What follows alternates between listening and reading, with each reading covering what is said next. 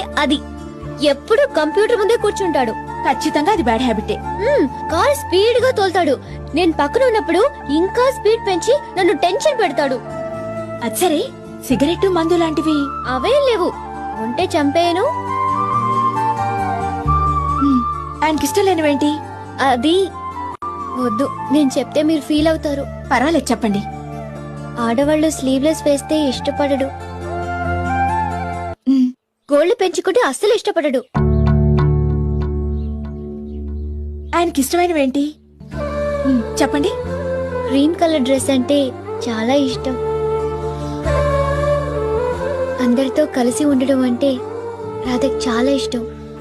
ఈ వయసులో కూడా వాళ్ళ అమ్మ ఒడిలో పడుకోవడం అంటే మరింత ఇష్టం. అన్నింటికంటే నన్ను ఏడిపించడం చాలా చాలా ఇష్టం. ఇంతకీ